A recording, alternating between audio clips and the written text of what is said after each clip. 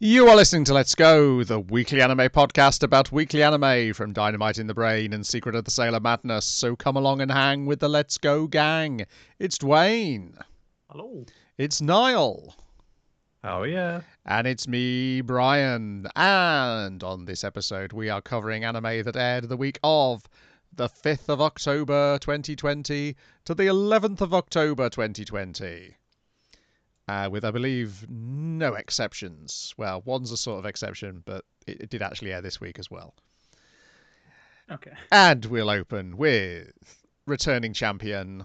It's episode 25 of Golden Kamuy to Karafuto, which I swear had a different title when I first wrote it in, and then when we rewatched the episode, the title had changed. I think it was a different part of Russia you had down there. Yeah. So, we're back, going even further north than ever, as we have to try and remember who's allied with who at this point in this story. Yeah, I was going to ask you guys. I was like, wait, okay, these guys are with them, but why are these guys separate? Did they betray whom? What's happening? Yeah, I sort of went straight into this one thinking maybe I should have watched the episodes with prior to this game call up again, but I sort of puzzled it back out again. Yes, it's this anyway, so I was like, that's fine. I'd forgotten some of the specifics. I think was the problem. Yeah. Yeah, the only little tricky bit is remembering who's in Kiraranki's group because they don't actually appear in this episode. Yeah, just himself really. It's Kiraranki. You got Ogata, of course, because he's a bastard, and Shiraishi is there as well because he's in it for the money and probably for his own safety. Yeah, and of course Usurper, who is the person they spend the episode looking for.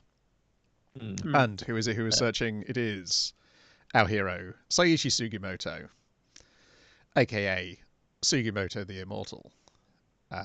We've got a guy whose name I can never remember, even though he's one of my favourite. Yeah, I'm going to write down Tanigaki, yeah. That's it, yes. Yeah, he's going to be important in talking about this episode. You got Sergeant Tsukishima, who was the brains of the operation. Yes. I like the fact that the different groups have different straight men, and he's going to be the straight man in this one, which is nice, yeah. Yeah, he's basically taking Usurper's place in having to react to all the other idiots around him. He's got a lot flat reaction, but it's a different comedic reaction. It works pretty well. You can also speak Russian as we're going to a territory that's split between an island split between Japan and Russia in ownership. And like that's both useful for the plot, but also very, very funny when all of them will go like, "Hey, tell him in Russian that I'm gonna fucking cut him from his guts to his garters, and I'm gonna do all this kind of thing." He's like, "I'm not translating that." It's a good bit. That's too complicated a phrase for me to translate. I know a bit of Russian, lads. Conversational Russian. That's what I got. And what's the third guy with the eyebrows called? Koito. I keep forgetting his name. It's like the descendant of the Satsuma clan, like a really long back lineage. So that's why he's so fucking proud and arrogant and stupid. Yeah, and the guy who's like probably definitely one of the gay guys because he fancies our I was going to say our villain. Tsurubi, God damn it, it's hard to fucking keep track of who's the villain. Yeah, his dad's like a famous admiral, and he's having to live up to the history of his brother, his dead brother as well. Those are the other elements to know about him. That does not come through in this episode. In this episode, he is the jerk of the four. Yeah, you got to have a jerk as well. That's important for the comedy stuff. I did like the way it shows us. It's like, hey, remember they found the guy. He was about to tell him where the goal was. He gets shot. Sugimoto gets shot. Usurper's been taken away. Are we going to show how Sugimoto survived a bullet to the head? No, we just see him pull a hat over a bandage, and it's like, oh yeah, of course. I think they went over that at the end. Yes, I know, but they didn't cover it in this. You know what I mean? Because I think some really kind of rough and ready battlefield surgery to I think replace take out like a part of his skull. I think could be missing like a little bit of his brain. Yes, because Tsurumi's like, oh, you're now in the missing parts of the brain club. Yes. Because they've now got the mad scientist on their side as well, out of necessity more than anything. Yes, your other fella who's got the scars on his face and is continually being disfigured as the story goes on makes an appearance. We do get a glimpse of what's his name? Hijikata? Hijikata's group, yes. Yeah. Who are Hijikata, the other old man, the Ushiyama. Yeah, and the chief from the head guard from the prison, which they all just destroyed. Yeah. I guess he's on the team now. I'm not entirely sure. He always was, wasn't he? That was the thing. I guess that's true. Yeah, but and they still had the blind man who wears the little amplifiers over his ears. So you can hear you real good and shoot you. Yeah, he doesn't look very well though. He also has a bullet to the head. Yeah, and they don't have a mad scientist to save him. And he's not known for being immortal, so yeah. Yeah. But we don't get much of them. We just get them regrouping. You just get a shot of them basically looking at the prison. Jeez, that shit got fucked. And I was like, oh yeah, it did. It burned to the ground. Everybody inside is dead. all these dudes, they were hardened criminals, but they had nothing to do with this scheme that's going on. We didn't need to burn them to death, did we? How bad. They were going to hell anyway. It's all about what about our dream, though. We're getting this gold, and people think we're going after the gold because we're greedy. No, we got to just go to finance our grander designs. That's what no one realizes just yet, anyway. But the bulk of the episode is them questioning various people about, have you seen this? Have you seen an Ainu girl pass through here? Have you seen this Ainu girl, which is constantly Sugimoto pulling out the photos that Inkama took of Tanigaki? All right, one question. One, why did they take so many different sexy pictures of Tanigaki, besides the obvious reason that he's hot? Two, why does Sugimoto have them very close at hand at all times? It's a big stack. He keeps like rearranging himself in his pockets. He puts out the wrong one. He's got to do it dramatically. He doesn't look before he does. He just kind of whips it out, not realizing. Yeah, I think they booked like the session for the afternoon. They already got one. Everybody was like, yes. Well, we should probably use the rest of the film. Yeah, so yeah. let's get a few other shots for my personal collection. The first time that happened with a funny with his man, oh, that's real cute. Isn't that him there? And Superman's like, what? It's like, oh. I like that guy's at the fight at the end as well, looking super excited when Tanigaki's going to take his shirt off. He's seen the advertising leading up to this fight, so he's just like, oh, I'm fucking down for this. And not only that, but despite the fact that Tanigaki, as everyone points out really, really rudely, you put on a lot of weight, dude, and they're all just wanting to get in top form again for this sweet fight that they're gonna have. Not that they plan any of this fucking shit. Yeah, Kaito ends up throwing some drink on Sugimoto. They get into a brawl. But yeah, well, specifically like, oh, don't get that on you; it'll stain it, and so he throws it on him, and it's like, give me a fucking glass. He's being an absolute fun dickhead, and you gotta deal with it. But Sugimoto is a bit more like tense at the moment because he's worried about Asurpa, and that's why he's kind of panically putting out the wrong photos. But they're eventually able to kind of track down. Oh yeah, we've seen this Ainu girl before, and there's an Ainu village on the island, probably where she's headed to.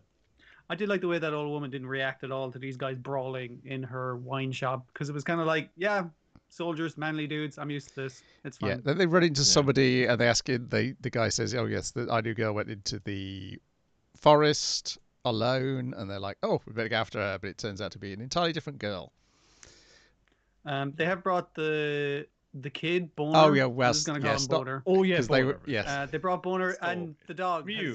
Ryu have stowed away in one of the packages. Yes.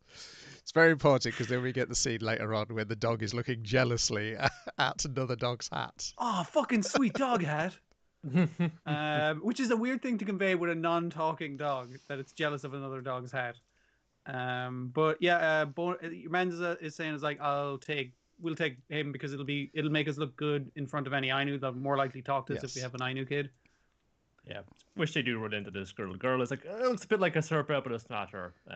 So, like, was it a mistake or was he sending them the wrong way? It was just coincidentally another. The same to you, do they? Is that the way it is? Yeah, that's the way it was suggesting with the thing. It's just like it's an Ainu kid. They probably don't know the difference between them. But this is a completely separate girl who has fallen off the back of her granddad's sleigh. Yes, and the granddad's deaf, and so she's waiting for the granddad to realise. Off the back. And we're told there's things worse than bears in this forest. And because it's like bears haven't hibernated yet. We got to worry about bears, but there's worse thing than bears. Yes. Yeah. It's bear over there right now, though. Oh my gosh. Oh, what's it on the bear? It seems to be biting into its head. Oh goodness. And more importantly, it's not a CG bear. No, and even I didn't mind the dog sleds being CG because it was like, that's a lot of dogs to animate. I get it. That's fine. It's not so bad. I think they pick and choose more carefully which shots they can use the kind of CG to rely on over there, and it's also like other elements in there, like, you know, the snow getting thrown up by the sled, for instance. I can cover up some of the kind of obvious details of that too. And a lot of the stuff with the sleds are like background shots of the sleds coming in, so it's not so bad. Yeah. Yeah. It's also not a CG Wolverine. Yes. Which is like, oh, it's so cute. How could this thing take down a bear? And it immediately leaps on him. It's got such cute little round eyes. It couldn't be a killer. Do you just see what it did to that bear? What's it gonna do to you? And it starts fucking flying. They have a lot of trouble with this because they're punting it off things. They're trying to shoot it, but it's very small and quick. And you know, it's a smaller target than a bear. It keeps getting back up again. Just we gotta get the fuck out of here. It's gonna get on the back of this sled. Yeah, I did like the grandpa coming in. It's like, go, go, go. They did get like a shot off of it, you know, and it's thrown up, you know, and a cloud of like the snow is thrown up. And did we get it? Okay, we better get onto the sled. And then just like run onto the sled. It's just looms over the hill. Oh shit! The Wolverine is still after us. A bunch of these huge fucking dudes just running away from this tiny thing when you know the fucking scripts they've been into. But yeah, this thing is crazy. So, and that's where you get Tanagaki. You're gotta lose some weight. And sorry, buddy, it's you. You're slowing us down. No hard feelings, so it seems to be just fine to catch up and regroup later on in the village. I mean, he probably still is annoyed at these guys, but they've kind of been jerks to him consistently. So yeah, used to it at this stage. So then we learn a bit more about the villages this far north and how they have like different houses for different parts of the season. It's like a different tribe of Ainu, but they do recognize the Hokkaido Ainu. And Koito does a deal with the little girl because he doesn't want to walk to the next town. And they're all just they don't compliment him at all. They're just like lazy fuck, but they're going like, what a mature young woman. Yes. Yeah, people I bilked him good. Oh yeah, I tripled the price for these dogs are worth. Mm-mm. Gotta pay for that lead dog with a sweet hat. And that takes them to the next town, which has got a bunch of Russians living there. Because they're like former prisoners, aren't they? Yes, there were prisons on the island, but at the conclusion of the war, there was like no real need for them anymore. So the prisons were just closed down, and it just turned the prisoners loose to live wherever they wanted to, wherever they landed. So presumably someone else's problem now. Yeah, basically. And so Sugimoto gets into a fight with a guy in the bar. The bar owner then kidnaps the lead dog, and they do a deal where he needs somebody to replace this guy who they beat up in the Stenka. Is that the name of the fight? Yeah, Stenka. And also, they do have information on the guys they were looking for. Yeah. So it's kind of like, well, if we help them out of this situation we put them in, they'll probably be a little more willing to help us. And there's talk of a guy who's introduced betting into the fight who's got a strange tattoo on his back. Yeah, a Japanese guy as well is the other thing. So yeah, but he only shows up. A lot of this land is not occupied, but it's been made into Japanese farmland essentially. Yeah. Like they brought a lot of people over to convert it to crops and stuff. Yeah. This dude only turns up though when there's an actual real competition going on. We're like, wait, only if there's a real fight will he join, and it's like, oh well, then he'll take his shirt off, then we'll see his tattoo, then we know he's one of the guys we need. Yeah. Anyway, Sugimoto, you get in there. But what? Aren't we all going in? No, you made that guy mad. You started the bar fight. You fucking sorted out, and someone like I think the guy who hired him was just like, we just want this guy. So like Japanese can't fucking handle it anyway, and then everyone's like, oh fuck, it's on now. It's a very slight racist insult, and they're just like, yeah, we will totally shirts off. I do like how everybody has a different chiseled physique. It's not like identical. A different chiseled physique and a different way of their shirt being slightly off. Yes. Attention to detail. And then the amazing bit where it breaks reality and they just start talking to the camera. like it's a setup for the fight. Yeah. They're just sitting down beforehand. It's the pre-fight. I've been training my life for this day. We're going to show him what Japanese fighters are all about. He's going to have him quaking in his boots in that ring. He's I'm coming for you. I'm coming for you, Russians. It's so good. Yeah. The kick ass then. That's that wall of beefcake crashing into another wall of beefcake. Well, that's what it's called, isn't it? It's like the wall of muscle two walls or something. Of men, two waves crashing against each other. But initially I was like, oh, it's obviously like naked, shirtless boxing or wrestling or something like that. And then when it cut into that barn, and it was just a bunch of dudes in a small pen just beating the shit out of each other, I was like, okay, I didn't expect that many guys at once. Mm-hmm. But they do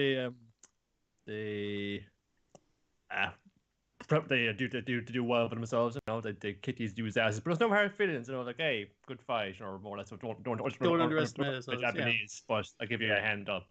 Check out these pecs, and it's enough to impress the mysterious stranger who's coming, watching at the back with his sparkling, friendly eyes. The guy. I did like the way he was framed coming in, just with the mustache, because he has the same mustache as your man. You might think, oh, is that him? It's like, no, this is a different guy with an also beautiful mustache. Yes, it's your fellow Charles Bronson, who's clearly based on the British prisoner, not the movie star. And so I guess we get more of him and more of this bare knuckle boxing next week. There's more fucking golden Kamuy, like, you know, it'd been a while. Was, as I said, trying to just recollect a couple of where the alliances lie now, but it did a fair enough job of reintroducing them. Just to remind you, from this group and this group are operating on the fringes. We're focusing on this battle story right now. We're trying to track down Serpa and that lot.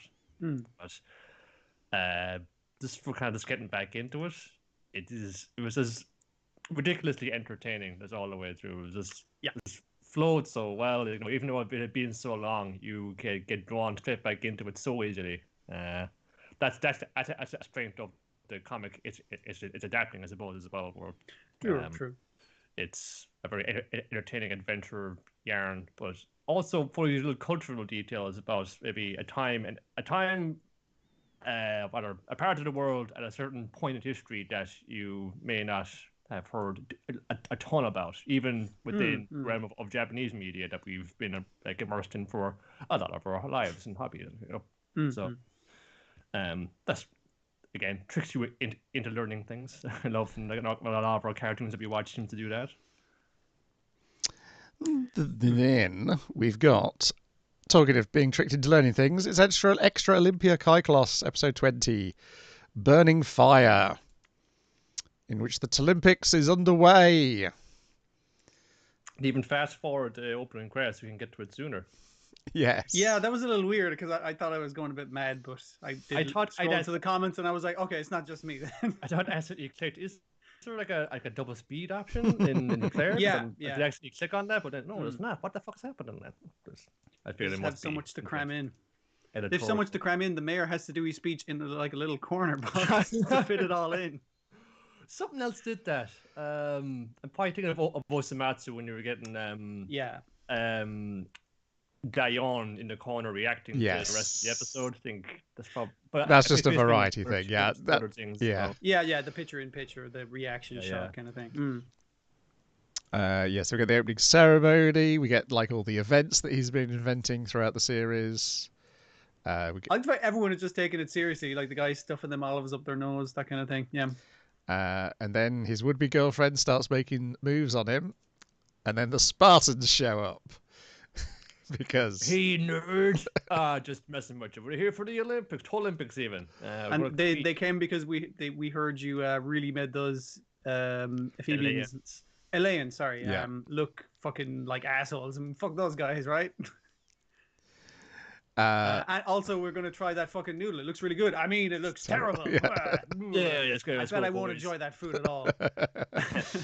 And then they get news from the event that someone has beaten up the mayor. And they're like... I mean, like we saw, we see his speech where he's going on and on and on. Every now and again, there's a pause in dialogue and you hear some of his stupid speech and you see him get in the head by a stick. Yes. Yeah. Like maybe his speech went on too long. It's like this, I like how they're constantly assuming that's the reason, and then the culprit shows up and they say, "Yes, I mean it was partly that, but the main reason is the thing we're going to reveal next episode." Ah, dear. Yes, it's the Leons have done it. Damn them. And then we get a song about Prometheus and how we will be back soon, and we'll wait for him. Super speed. Get into your head. Yes, I was like, Burning Fire. I was like, what's that was about? And then I looked it up. I do like how he's wearing sunglasses throughout the bard is. It's a good look for him. That's it. It's we're coming up to the climax. We've got the time travels out the window now. The event is underway. Though more we can enter it, right? I see it's back next week because I can see from the preview thumbnail that we got the professor there, unless the professor's coming back in time to help them. Next episode is called Villager A. Who knows? Yeah, the opening's like a Heath Robinson, Rube Goldberg, and I was like, oh yeah, there's a TV show in Japan which starts with things like that, and yes, it's the Pythagorean device, and I was like, of course, there we go. With Time Bokan 24 for you there. Yeah. Oh yes, they make this. All about that. That was where I learned this information from. Yes, I learned it from another thing we watched for this show. Again, where it's teaching us while we enjoy ourselves, so that's good. You're never too old to learn, I guess. Then more new stuff. Akudama Drive, episode 1-7, as in the film Seven. Do you remember the 90s? The V is spelled like a 7. This show does. Yeah, wow. It also, well, thank God it seems to have seen other films, because as far as I know, it's only ever seen fucking Blade Runner. And for the love of Christ, will you please see another film besides Blade Runner for your making? Well, by the end, it's seen Suicide Squad as well. Yeah. I did not care for this, except for the bits where the separate bits of animation when all the characters are introduced. Those bits were good. There's some good. I kind of like the character introduction bits. I'm okay with the premise. I'm like, okay, you just wanted to do your setup. Where are you taking this?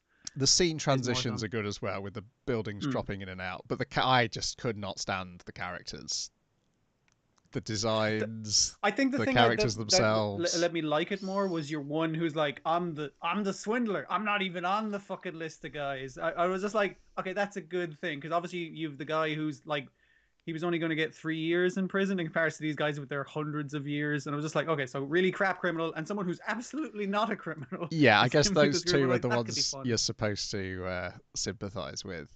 Yeah, but the plot is essentially we're introduced to a bunch of characters who all seem to have names which are basically their character classes in whatever cyberpunk role-playing game this is.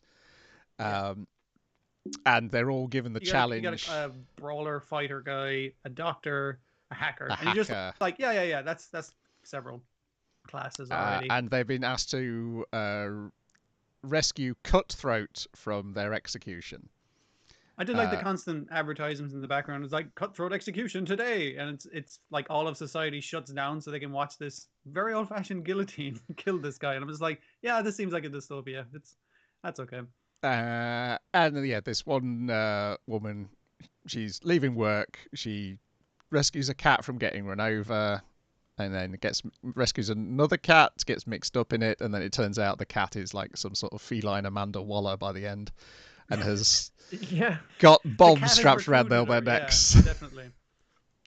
Almost makes him more interested a little bit in the second episode. It's like, okay, the cat knows, the cat is behind it all. I hope this person can remotely control cats or something. It's just something bizarre. I don't know. Because I'm like, I don't really like cyberpunk stuff all that much. I remembered, and I was like, oh yeah, I didn't really like what I saw of Danganronpa. Which this is seems the like Danganronpa. It is the writer of that. It seems like a premise from one of those games where you have these characters that are boiled down to their most like very basic traits and personalities, and then they're locked into a situation where they gotta work together, or else they all die. Yeah. Like, I'm fine. Generally, that works better as a game than something you're watching. But Exactly. I'm hoping it can take it somewhere interesting with it. Like just throwing in the crap criminal and the non-criminal in there. I was just like, yeah. I enjoyed it, but obviously I enjoyed it way more than you guys. Yeah. Well, like it'd be one thing, like if it could be like it could have been like adapting a game, but thing is, so it's not. It's just the people, the folks who were involved in making Danganronpa and similar games. It's just okay, we're going to make a whole anime series. We got like coming with our own premise. What's it going to be? Exactly the same as the other stuff we do, but in a different setting slightly. Okay. And that's unless they like do like spin it out like wildly, like really soon. I can't see it being much more beyond that. Now, those have their own twists and turns as well, and people can get into that, but it's not my kind of mystery. It's with other things we discussed about on this very program that do kind of scratch the itch for us a lot better than this would. This is kind of wild, ostentatious. It's really trying to bring out, oh, what a crazy twists. It's like, oh, these guys are capable of anything. They're more relativists, are all of them. It's one of those things where I felt I was simultaneously too old for it, and yet also exactly the same age as the people making it. In that, this is the sort of dumb thing I might have wanted to make a while ago, or I would have. But it's just the title. The next episode is called Reservoir Dogs. Oh, yeah. And I'm like, it's just kind of lame. It really is really lame. I mean, they're using the same fucking font as Blade Runner when it goes up like Akudama Drive. It's just using the fucking Blade Runner font. Again, for the love of Christ, watch another film, read another book. Get your... I mean, it's still better than Hypnosis Mike was, though. I mean, I got through the entire episode, but I was like, oh, this is so try hard. And it's not for me. And if I'm going to watch 6 things a week, the 6th thing started on Monday. And even then, that might have to fight off Gallandino when that's back. Gallandino is easier. I know it's not as short, but it's easy to get in, though. Yeah, but I mean, I like to try and keep to 6, which I definitely haven't done this week. But that's because I've been off, so it was easier. But that's the plot. Yeah, there's just a bunch of guys. So you've got Brawler, who likes beating up robots. Courier, who delivers things to criminals, and then censored heads blow up behind him. Doctor, who just appears to be some sort of serial killer. Sexy doctor. She did save that guy from having a heart attack by doing open heart surgery in the thing, but she did murder everyone else in that bus. I'm not sure she saved that dude, though. He's just, I'm going to cut you up and fix your heart, but he seems to be just lying there. Hacker, who has plasma beams. That was the one thing I did like, him constantly telling you that these plasma beams can vaporize somebody and nobody seemed to take him seriously. Again, like, if they play it up, it could be fun that they're really playing into their freaking character classes. Where it's just like, come on, I'm really hacking's really cool, you guys. It's the most fun part of the game. It could be fun, but I'm not. Yeah, like feel free to have fun with it. I'm sure people will. I was just like, oh, I should have. Yeah. I should have not. If it's not for you, dude. I should have just not be. I was more annoyed at myself for thinking it would be for me, even though there was all these things which would probably tell me it wouldn't be for me. And a talking cat is not enough to see me through to the next episode.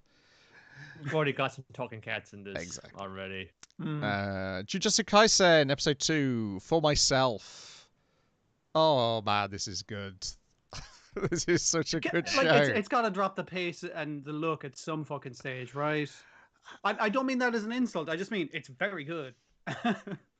Even when it slows down a bit, it still has the style, man. It's not that fucking all over us, and or at least it seems anyway right now. You can't take that out of it. And it's only going to ramp up from here. The main purpose of this episode is to establish a premise, which I will say is kind of pushed right into the background really quickly, and mainly to introduce Satoru Gojo, our teacher from our Jujutsu school that Itadori is going to go to. But well, it's more so like he's like, okay, we're gonna execute you, but I tell you what, got you a suspended sentence. So either you can keep fighting with us to get these fingers and eat them, because it's rare you find someone who can eat these fucking things, and then when you die, those fingers will die, or we can kill you right now. Yeah. Which would you like, basically? Yes.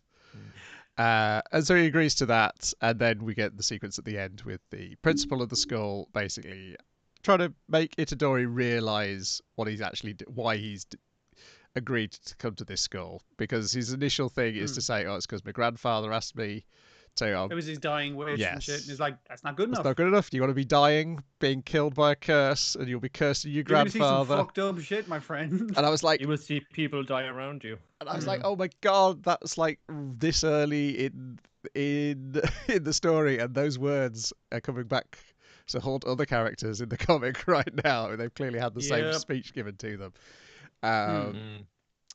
And so we get this great fight with the principal's puppet of a kappa. Curse puppet. Why are his legs so lean and muscular?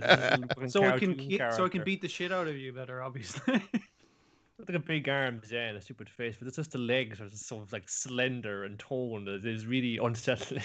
I like the variants of stuff he's doing, because initially he's doing that thing where you stab the wool. I've forgotten the name of that kind of art. I was just like, oh fuck! I imagine that thing is also quite deadly when it'll be finished.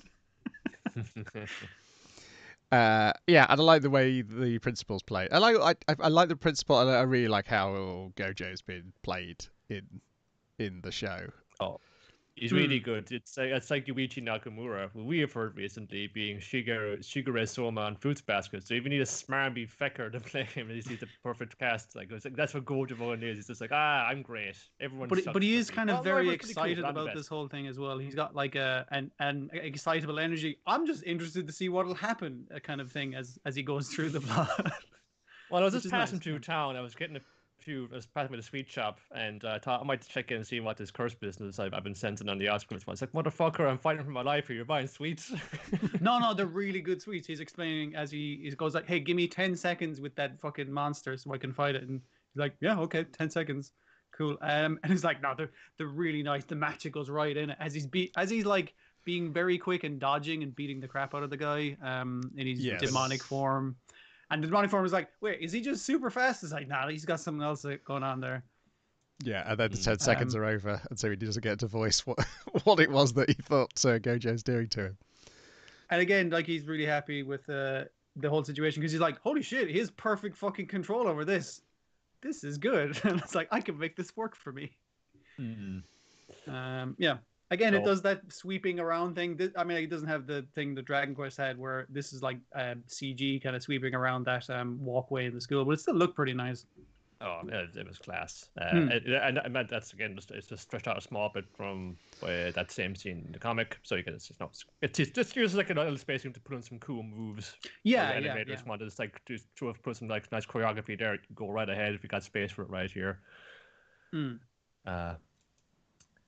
It's even this nice as well as like the establishing that like let's say we really getting Itadori's his motivation is off really nailed down clearly from the off. It's not good enough to say like I'm gonna do this for your granddad. Yeah, why would you do this for your granddad but you don't live up to like what you think he expects of you? People die if you fail them. You're gonna wind up like cursing your granddad then for putting this on you. You could come back as a curse. Are you sure you want to do that then? It's like, no. It kind of boils down to, it's like, listen, I could run away from this and, like, live life, and I'd be there sitting reading manga, and then I'd be reminded, oh, there's this monster that I could stop, but it's not my fault. I didn't start it. But it's something that he can change, and it's something he could make the world slightly better and slightly less fucking people die if he can take care of this. So the more importantly, he's the only one who can. That's the issue. That specifically it's only him, because it's like it's 1 in 1,000 or 1 in a million fucking people can not fucking die after eating one of those fingers. It's more like it's like once every 1,000 years. It's like this very low odds of it happening. So and he's kind of like, if I can make a difference like that, then I don't want to regret living by not doing what only I could do. And the principal's just like, all right, you're in. Show him to his fucking dormitory. Yes. Run Mr. Fushiguro, because you gotta have someone to annoy him. He's so annoyed because it's like, what the fuck, dude? It's a huge place. There's only 3 first years. It's like, yeah, but it's cool when they're all together. Yeah. Well, we gotta get our 3rd first year now. She's coming into Tokyo on a train right now. She's leaving a small town life behind her. She's going to be a big city girl. Nobara Kugisaki, or her Jujutsu high debut begins. Then, next on the list is with a dog and a cat, every day is fun. So, the owner's had a hard day at work, and she's lying face down on the floor. And the dog's like, come on, play ball with me. I brought this ball. Come and play with me. Come on, get on your feet. Let's have a play. And then she's thinking, people say that the reason dogs bring you a ball when you're feeling down is because they remember how happy you looked when you were playing with a ball. And so they think having a play with a ball again will bring them joy. Yeah. Yes. And so she gets up and plays with a dog. And then the cat arrives and is like, oh, I see you're all better now. Guess you won't be needing me. I was thinking, was he watching the whole time? And I was like, oh, the cat cares too. Yes. That's nice. Well, it's in its own way. Interest. It's in his best interest that you survive. And in the second half, fill the pantry. The second half, the dog is. They're going to bed. The dog's making itself very comfortable on the bed, and then. So you can sleep soundly because the dog is taking its time to find the right spot and pat around, yes. The dog's fast asleep, happily, but the owner is not because she can hear downstairs the cat going berserk. This is my time. I rule the darkness. Oh yeah, yep. And we're keeping in just those cutting shots of the live action cat. Yeah. I think that might be straight out of the comic from what I was reading of the reviews today. Does the comic actually use the same photo? I'd use his photo. I think they're different photo. I think it's different photo. They're different photos. Yeah. Okay. Well, I guess if you're the owner and you make the comic, you probably have multiple photos of your cat. Yeah. That's fair. This is as sinister as possible. So it's like a malevolent aura. That's like that's one for that Twitter account, Cat's Malevolent Auras. Yeah. My brother's cat, his old cat, used to do that when you'd go round, I'd be sleeping downstairs and then be woken at like 3:30 in the morning or 5:30 in the morning with the cat just bombing from one end of the lounge to the other. I found that whenever I was like at someone's house, I'd staying over and they had a cat. If you walk up with that cat, it was shoving its ass in my face. Oh yeah, that's a sign of affection. Thanks. No, that does mean that they like you. Yeah. Also, that they like the heat off you because that's why they're sitting on you. Yeah. Then we got Detective Conan, episode 984, Kid vs. Komei, The Targeted Lips, Part 2, in which we discover that the other pearls were created using floral ice performance technique. A thing I had not heard of until this episode, so I had to look it up to figure out what it was.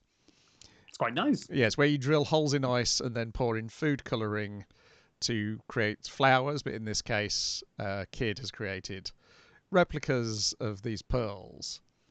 Like, it's a nice idea, because obviously you can't really make out the shape of the flower when it's just ice, but then you put the food coloring in, it suddenly appears, and it's nice. But the fact that he's like a magician and an expert at this as well, he can make all these fake rings, I'm just like, that's a bit... I mean, like, it's all a bit much like a giant ice block in a museum kind of thing. But yeah, he does appear to have drilled in and taken the pearls, so the dealer is going like, oh, I guess I get fucking paid then because you lost my pearl. The cop's like, yeah, enough of all this. This is the cop who's always chasing Kaito Kid. Enough of all this. One of you two is Kaito Kid. So, yeah, because you were the only two people who walked in. Take your clothes off. We're going to strip search you. Yeah. And obviously, she is very like, it's like, oh, don't let him strip me naked. And he's like, wait, we could just walk through the door, and then the buzzer will go off if we have the ring on us, right? And it's like, that would be an acceptable compromise to finding out which one of you is a guy pretending to be this guy's girlfriend. But if the buzzer goes off, you're both under arrest. But they go through, and the buzzer does not go off. And Kid's got a terrible poker face throughout this. Constantly got He's awful. Shady looking face or a big old grin on his face. but he keeps on pressing his breasts into Heiji's arm, which is why Heiji is not as good a crap detective as Conan describes it later, because he was like, Heiji's surely figured out that that's Kid. No, he had not. Like I for a little bit, I thought he was doing the whole what's the thing where you slam your hand into the wall Kabadon and lean him. I believe. Yeah. I thought he was doing that to go like, okay, I'm gonna play fucking chicken with you right now, kind of thing. But then he was embarrassed when they came in, and I was like, oh no, wait, was he just testing this to go do to the girl? Oh no, he's just an idiot. He's just an idiot. Yes. Because as they went through, I was like, oh, surely Kid should be taller than Heiji, and then they addressed that immediately as I had that thought. As Conan walks up to Kid in disguise, and it's like, why are your knees buckled? Do you need to go to the loo? And they're like, Conan, you can't say that to a girl. A thing a little kid could say, which is nice again. And she is totally, it's like, oh yeah, I do need to go to the loo actually. And your man's just like, I'll come with you for protection because there's a criminal about and that kind of thing. But it's like, okay, yeah, he's clearly disguising his height by bending the knees, and that's why he gave her that skirt in disguise, so he could probably disguise the fact that he was bending his knees constantly. Yes, but while Heiji's making his move on Kid, we do get Conan explaining to Kogoro and Ran that, oh yeah, that's not her, that's Kid. And they're like, what? That's absolutely Kid in disguise. Yes. So they go in, they sleep it off, they don't confront him straight away. The great thing about this episode they decide it's too late because all the buses aren't running, because he was going to run it after 12 o'clock, run his heist. So they're like, let's just sleep in the museum. But so what he's actually done, he has not stolen the gem yet, the pearl yet. The pearl is still in the ice, and because they convince it to... Oh, she sneezes, or he sneezes, which convinces them to turn the AC off so the ice will melt. And then he's just going to... And your man's just like, should we not keep the fucking ice up? Because it's like evidence of like the crime and stuff. And the detective's like, no, it's fine, don't worry about it. Yes, because that's the great thing about Komei, is Komei's not bothering with the Kid case. He's bothering with the stolen pearl case. And he's already figured out that this guy stole the pearl from the woman. And he knows that Kid always returns the jewels, which aren't the one he's looking for, to the owner. Like Kid technically isn't committing any crimes. No, he's not. What Kid is doing is returning the jewel to its original owner. So it's like, no crime has been committed here. And I've caught a criminal who was trying to defraud someone. So yeah, because they surround him, and then he throws a smoke bomb, and then he goes down a trapdoor, and they're like, oh, the camera's like, oh yeah, I found that earlier. I didn't bother telling anybody. Because it leads to outside the museum, but it's fine. He got away. He always returns it anyway. Yes, and this is why. And then your man's like, well, he'll return it to me then, obviously. And he's like, no, hang on a second. And your man actually does some good detective work for once, on knowing. He's just like, you said you found this in a clam. And it's Japan. Like, it's actually from but it's actually from coral in the Caribbean. Yeah. And it's like you couldn't notice.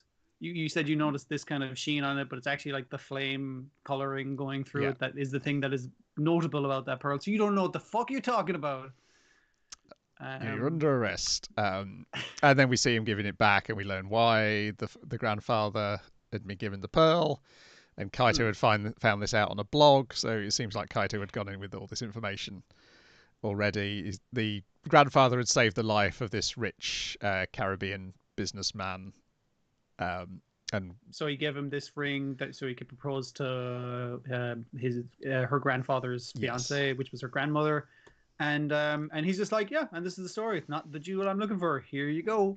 And I was just like, oh, this guy's all right. He seemed like kind of a prick the entire time. I was like, oh, he's fine. And we get the payoff of like, how did you not know that was not me? Because they point out that he was using the wrong way of referring to herself. She was using the wrong self pronoun. Yes. I think it was. Yeah.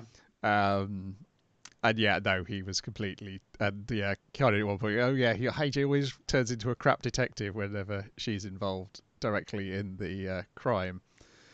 They were half saying it's like maybe he did notice. It's like I did notice the difference actually, and he's kind of like staring at her lips. She didn't have seaweed in her teeth. Yeah. That's what she was worried about in the previous episode. But it turns out this entire story is is entirely to get us to the point where we learn that Komei is the brother of Scotch, the undercover agent in the Black Organization, who Zero blames the FBI agent for the death of. So that's the reason why. So he was getting this file off of that precinct. Yes, but because... it's like, oh, it's your brother's file, but the name was smudged, but it is to you. And is there any other? Not it's like, oh, there's just a circle written on the back. But the circle, he reminded, is like, hey brother, I met a friend in Tokyo. His name's Zero, and it's like that was a message that his brother would get, the number 0. Yeah. And it's his brother's phone with a bullet hole through it and the dried blood of his brother on it. Pretty grim. This had been sitting in a locker for a year of another dead policeman. And the other policeman they mentioned when I can't remember the lady detective's name, because she's talking about how she was at school with police academy with all these guys. She was at police academy with him, but she was like a year ahead of him. So yeah, she was like in the different. This guy's his senpai, but he was her. She calls him Chan. Yes, I think, rather than senpai. Yeah, and how they're like, don't you have good memories of police academy? And she's like, no, because of those guys goofing around all the time. It's awful for them. Because those guys were goofing around all the time. Our class were the only ones who were properly punished. Yeah, they really this year is fucking terrible. Next year we're really going to clamp down on them and stop them, let them dick about a bunch. So her year got fucked out of it because of her elders who were just really wild child. And the other guy, I looked on the wiki, the other guy she mentions, also dead. That's the former. So one of them's like the former partner of her boyfriend, who they're now she's now partners with. And the other guy's also dead. So really, that's a cursed year. I feel like it's like we are the cool detective cops and we're going to solve all the crimes, but they got in over their head and a bunch of them are getting fucking murdered for it. Well, that one died in a car accident. I can't remember how the other one dies. Was it an accident or is it going to be like... It may turn out to be something else later, yes. But I think it's maybe just like that. Maybe that explains Ray's mindset of like being maybe the last living member of that year. And why he's willing to do such risky things as Zero compared to everybody else. But yeah, it does now ties Komei into the overarching Black Organization plot, as everybody has to eventually be dragged into that. But it's nice because then that can connect all those other Nagano cops to it as well. So if they need to, because I think some of those, if I remember rightly, have got some sort of connection with the cop who's a suspect for rum, and currently in the anime the most suspect guy, given that he was referring to Ray as Bourbon. But yeah, that's where it got us to, and then next week in Japan it's a remaster of an old episode, so who knows when we get some canon material again. But it was nice to drop in for 2 episodes, and then at least that gives me a half an hour to watch something else next week. See you in a few months, Conan. Bye. Bye. I mean, I could catch up and watch all the older stuff that I have not watched yet. Yeah. Then we got Dragon Quest Episode 2, Dai and Princess Leona. So I like the fact that they get over their prickliness in this quite quickly between the pair of them, and basically Princess Leona's come here to do a magic binding ceremony. It's something. It's some kind of ceremony you need to do to go on to be a sage, because she's going to be a sage eventually. It's the usual RPG thing. You gotta go around to the 8 dungeons to awaken the 8 like mana fountains or whatever to stave off the darkness. If you want to be a sage, you got to do this magic ceremony to get it. I mean, like they do mention about the kid. It's like, hey, so can you do magic? He's like, yeah, my grandpa showed me all the things, but I can't do magic. And it's like, wait, so you bound to all the spells? So obviously he did all those ceremonies to do all the spells, but can't cast any of them. And then it turns out that I was sus on the character design of the younger guy who was with them, Valen. But it turns out the old guy is also evil. And they've got a plan to have Princess Leona die here again, fighting monsters, so that... So if she gets killed by monsters here, we're not implicated. and I'm fucking next in line for the throne because I'm the advisor to her, and she has no heirs. So yeah, and it's just like that's a pretty good plan, guys. And half the guards he's brought with him are like the ones that are loyal to him, and we send the other guards with her to get killed by the scorpion we're going to release from one of those little pipes. An evil scorpion. Mm. As opposed to all the good monsters on this island. Yeah, so that happens. She gets poisoned. They got to get antidote. Won't do the job. It needs to be a squelch spell. So you've got to get back to Brass so he can do it. But Brass has been kidnapped by those 7 guards and the head sage. And then they release a what's it called? Killer armor, or a killing machine. Killing machine, yes. And they're like, how can a killing machine be operational?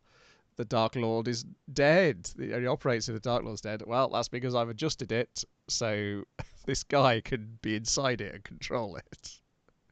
It's running off of his magic rather than the Dark Lord's magic, yeah. Monsters, 2 arms. Get him. So it beats up loads of the monsters, but yeah, Dai escapes with Princess Leona after he activates a spell of some kind. I'm not. I think it's like one of the higher level wind spells. Yeah, because it's like swoosh and kaswoosh. Kawoosh is that's what he uses later on, and is it a singe or something? I can't remember the names of all these things. Sizzle, yes. Yeah, so under stress he can release the spells. It turns out. Very Dragon Ball where he's shouting. There's light, there's rocks. The jazz. It's not Toriyama who did the comic, but it's very Toriyama-esque by virtue of being Dragon Quest associated. So, which I'm fine with. Yeah. And yeah, they defeat the bad guys. It attracts the attention of the people on the ship. They come to investigate, and they basically they're like, well, Sage, I think you probably should be saying you should probably admit to what you've been up to. There's no backing out of it now. And then we cut to another town, and we see a ship leaving a town under attack of monsters.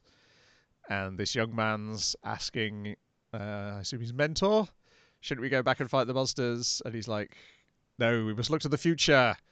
We've got to find a new hero. There's loads of soldiers in that town. They'll be fine. We need to find a hero and go get this problem at the source. Because the Dark Lord's alive again. What? No. I liked some of the jokey bits in this, but I feel like some bits made me laugh that shouldn't. Like Dai constantly having to remind Brass that's like, hey, fucking cure the princess of poison. Like sometimes you're like, oh right, yeah. Sorry. I'm pretty sure everything which is funny is supposed to be funny. I do like the little gold blob. Is quite often the most interested character in a scene. He's the one who's paying attention the most to what people are saying. Yeah. I enjoyed this. Pretty good still. Yeah, it's fun between fighting an evil scorpion and then going up against that killing machine armor later on. It's still doing some good moves with the looks and the animation and so forth. It's still just again really fun and very bright and bouncy and what to watch. There were some good bits with the fighting the killing machine, but how did you feel about the CG when it was the CG Dai as well? Oh, I was fine with that because I think it's on the better end. Definitely.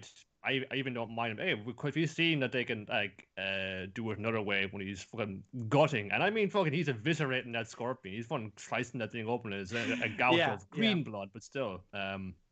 Just say, well, we can do that. That's fine. We'll try this other way. Let's let somebody else who's more skilled in this area have their go at doing a cool scene with that, and it looked great too. I think. And if he's fighting a robot, it makes sense to fight that or to have that in CG. Yeah. Yeah, but they show. Yeah, we can also do it the other way around. We're kind of just doing this. I wouldn't say this because it's under some kind of time constraint. Such because this could be like you get a different feel out of this. We could do different stuff if we go this direction with it. I think that's fine. Yeah, keep it looking exciting. If it looks as good and creative and different as that, and keep doing what you're doing. Let's hope we can keep it up. It's sure. Yeah, it's been a real nice surprise to come into this, and it's already just like a fun little yarn by itself. It doesn't need to be anything too complex. It's just having a lot of fun doing it. And that's totally fine. It's doing that to executing that very well. But if they can just keep it in the looks department as well, looking as interesting as it does right now. Now this will be just something that, that I suppose really exists to let people know more about these things that may escape their notice. I'm not sure a lot of folks are coming into this season thinking, oh yeah, the Dragon Quest anime. I'm totally gonna be watching that. Yeah, I've got this deep inviting feeling that by the time it's over, I will have purchased a Dragon Quest game to play. Oh no! That's how they get you. I could feel it was starting to work on me as I was like, okay, how do those spells work? And I was like, no, Brian, don't do it. That's how they get you.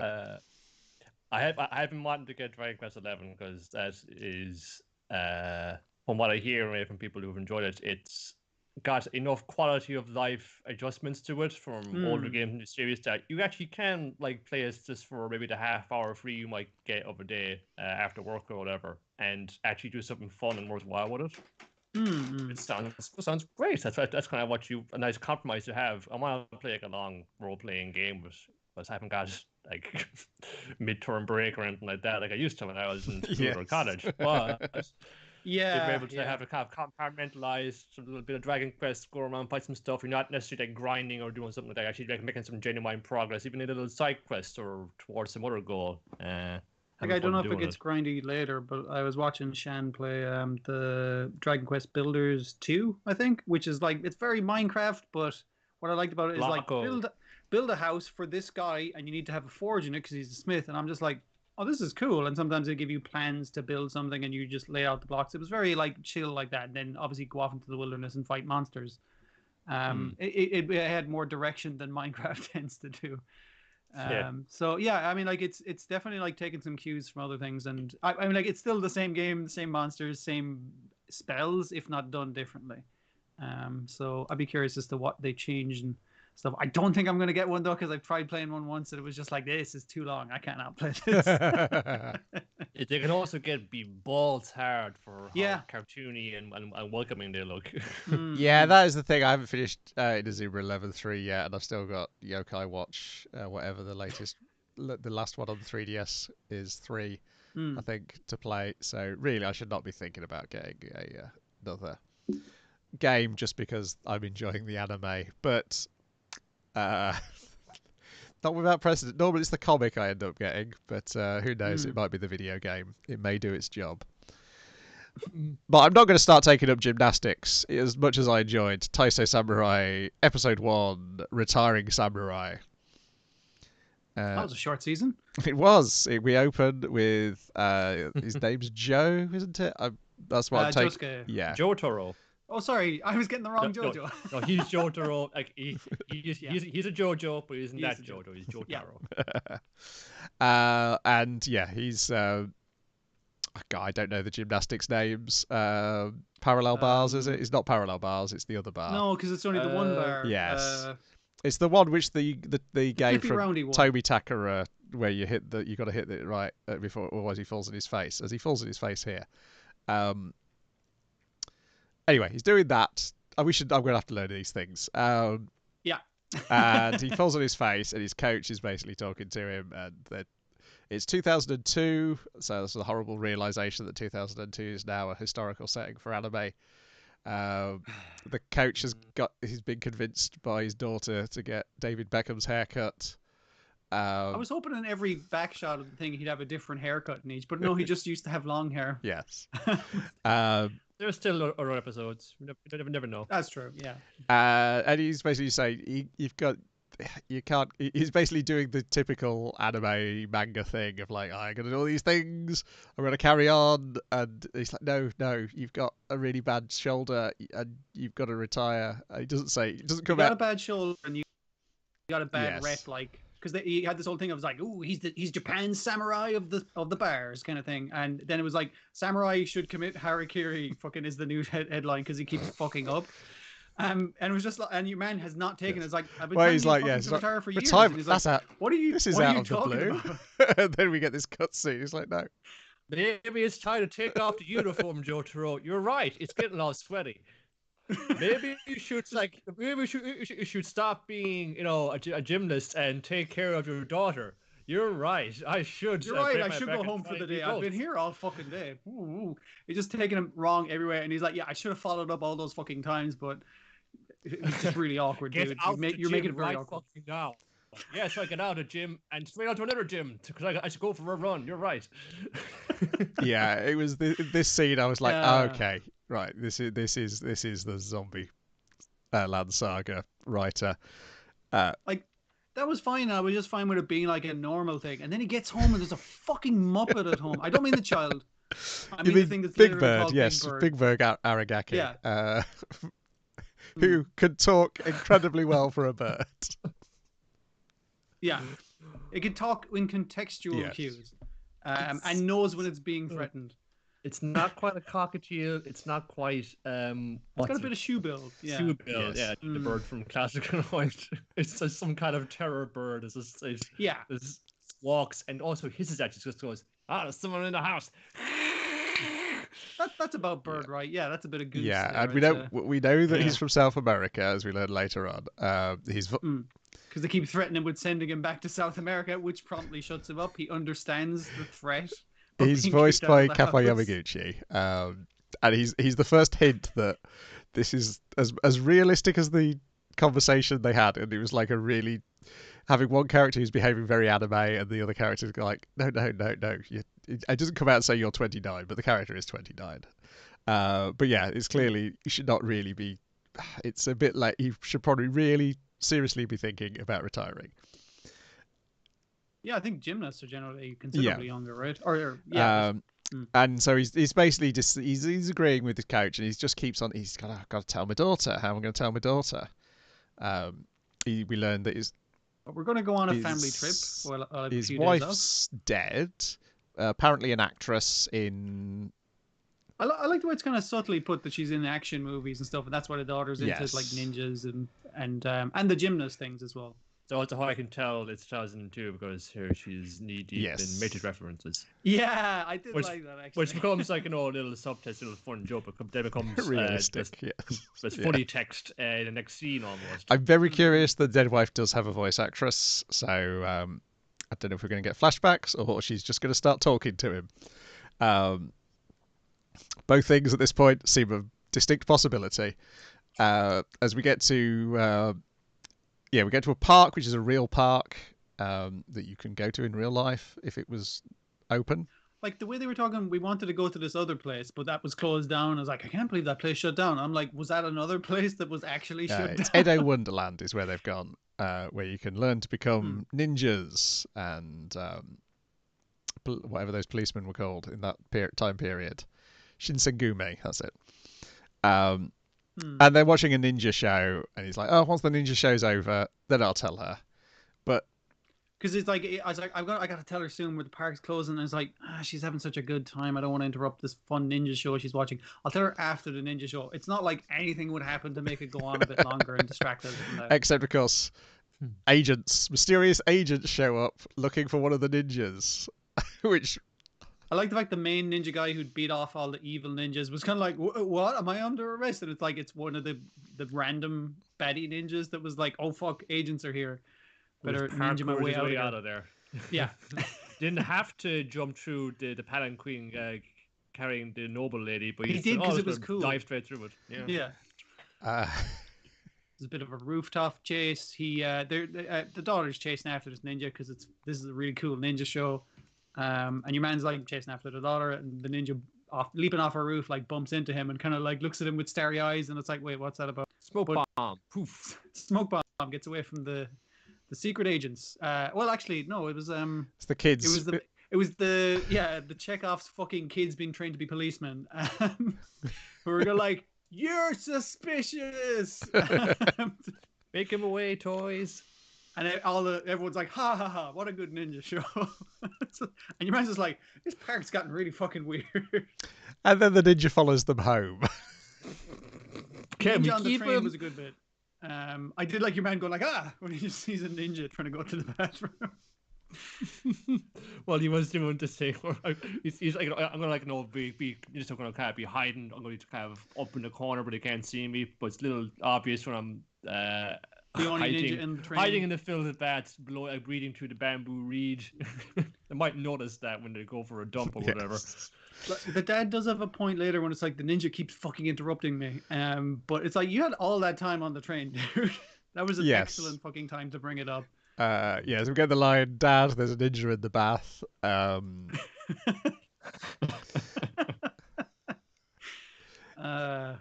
Then the mother-in-law shows up and agrees that she's cool as fuck. The ninja can stay here because it's her house. She built it, so she gets to choose illegal immigrant or not an illegal immigrant, because we have learnt this, that he is an illegal immigrant.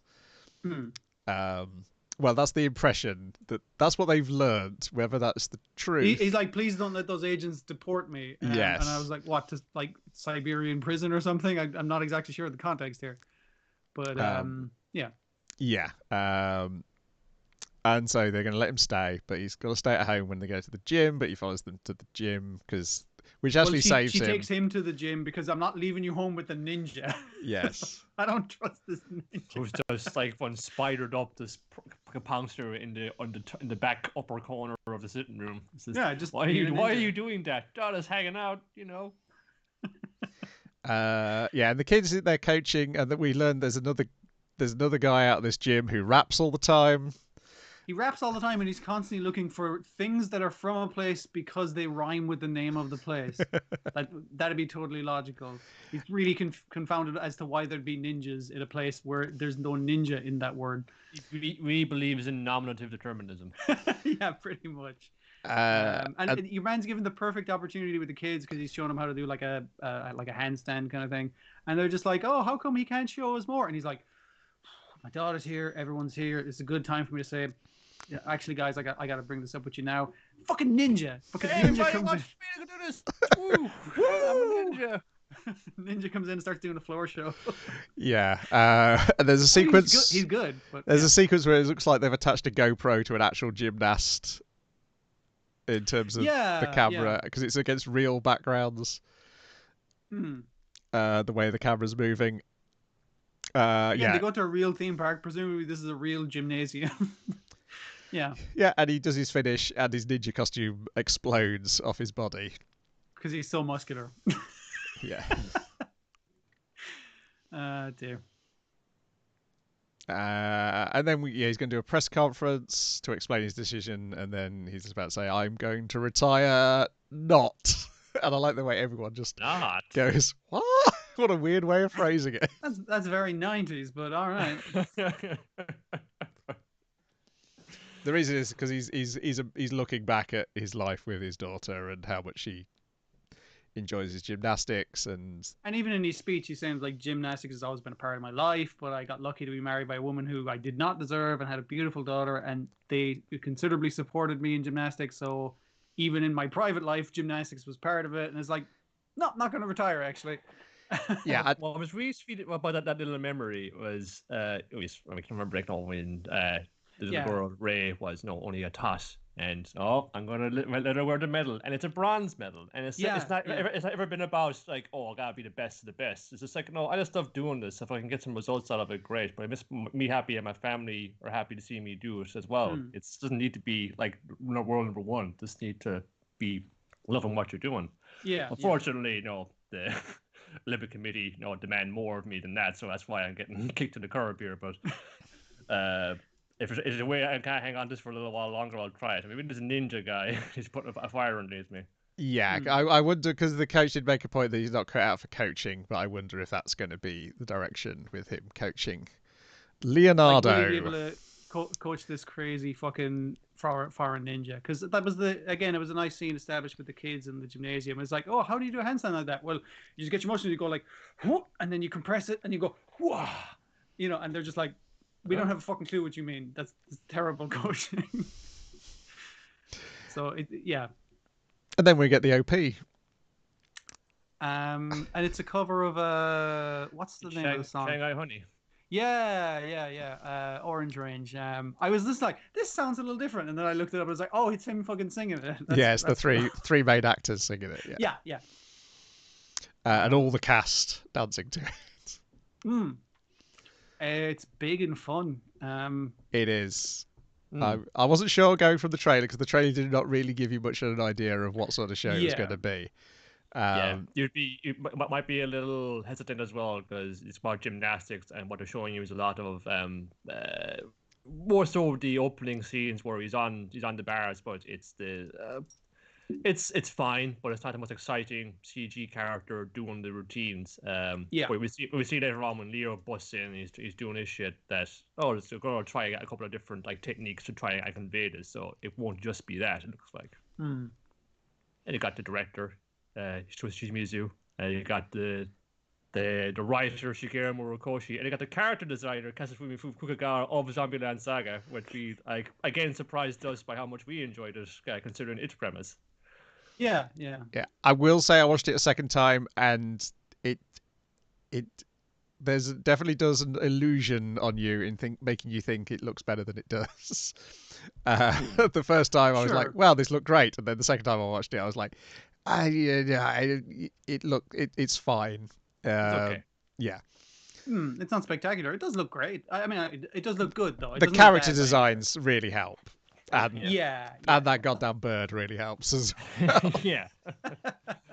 From what I say, I think as far as setting out stall for the characters here and the premise of it, and just like having enough weird swerves in there to make it stand out a bit more from the standard like redemption story, sports arc, then let's have a look at this. And I'm gonna trust these dudes. And we've enjoyed what they've done before. We'll see where we're going to take this. They've surprised us, like even within that, after the fact.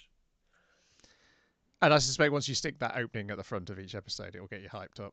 Every single time. It is the right energy. Then we've got Healing Good, Pretty Cure, episode 28. I did write down the name of the description, but it's only in the YouTube description. Not what I've got here. Something to the effect of suffering again, Daruizen. You are. Now I saw a lot of comments about people not like questioning the way this series is going based on this episode. It's a very special episode of Healing Good, Pretty Cure. So we have Nodoka. She's had a mega part shoved into her by Daruizen. So it's fun. Poison her. It's deadly. We gotta get her to the hospital. And my parents are in bits. It's like, oh man, she's having a relapse again. It's just like all the time ago when she was sick again. It's like, what's happened? They're distraught. Rabirin accompanies the Snake Slam with them, and the rest of the gang can just only watch and hope and wonder, is she gonna be all right? Like Rabirin is just like, I failed you. I meant to be a healing animal doctor, but you're lying here in bed. You're sick. You're almost dying. The doctors can't figure out what's wrong because, as far as you can tell, all their standard medical tests, nothing is wrong with her. But she's like got a very low pulse. She's very weak. She can't get out of bed. She's in some great pain. And I'm kind of like wondering again, because like from stories of what Nodoka has told him last time she was sick, it was something similar to this, where she was obviously ill, but the medical tests, the ones that they use in the hospital anyway, they couldn't find anything abnormally wrong with her. Then suddenly, just like for whatever reason, she just got better again. So, is it possible that they might have had Mega Byogens or the dark parts floating around before? It's like, yeah, because even when this whole healing garden was up and running, things still got through the net. That's why we have King Byogen, and why we have the rest of them, who we call their Terra Byogens. I guess they go up in size like a file, like a gigabyte and a terabyte, I suppose, something like that. But once they evolve, the infection is supposed to progress to a certain stage, they go from a mega one, which is just like big stompy around mindless monster, to the sentient ones, who we see are the agents of the king. And we've seen them as well, but Patati Muda and the bird who are animals who got mutated by it. But think, well, we should go visit her in hospital. We got to stand by her mate. We got to see what's going on with her. Just in time for when she's taking a really bad turn, because Rabirin is like holding her hand, saying, I promise I won't let go of you again. I'm going to stand by you. Oh my God, you're dying. It's like, oh, she's convulsing in pain. What's going on? It says, oh, it's her heating, her pretty cure immune system is fighting off the infection. So the only thing to do was just like kind of like by her own willpower fight it off, and then turns into like from a medical drama to like some kind of fate healing. It's like, evil mega parts, I cast thee out. I say out, evil shadow, and it's a shadow just kind of comes over her body, just kind of skitters away out the window, and I follow it then and track it down, and Daruizen there's like, oh, so it's the thing has emerged already. What's going to look like? Because his whole thing was, I'm going to put the mega part into it, and what it does, it kind of gestates inside the host, and then later on it emerges, and it's a beautiful butterfly or a Terabiogan like myself. But it's only half done. So as it apparates and manifests, then we see it's like, oh, it's like Daruizen's little kid brother. That's strange. It looked so alike, and it's what was born out of the host Nodoka. And we're going to go fight him and go kick his ass. But over the course of the fight, it becomes clear, the Daruizen anyway, that, oh, now I remember. I remember when I was just a wee little germ, and I infected somebody a long time ago, and I was like, it was raising hell on their body.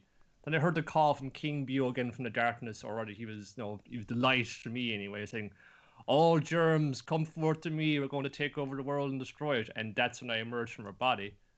And my host, it was you, Nodoka. You were the host I infected when you were a little girl all those years ago, and I only went away, and you got better after I was summoned forth. It's clear to me now, and the evidence is right there, because this smaller version of myself that's been born forth from you looks just like me. That's it. So now we had this kind of connection going on. Like Nodoka, she wants to get better, wants to get stronger. Not to worry her parents, she doesn't want to interfere. She's going to be getting rid of them and dying them or get sick of them again. Also because I can't die until I take care of Daruizen. He's my responsibility.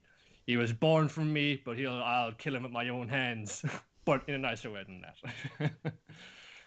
But it's definitely, it's thrown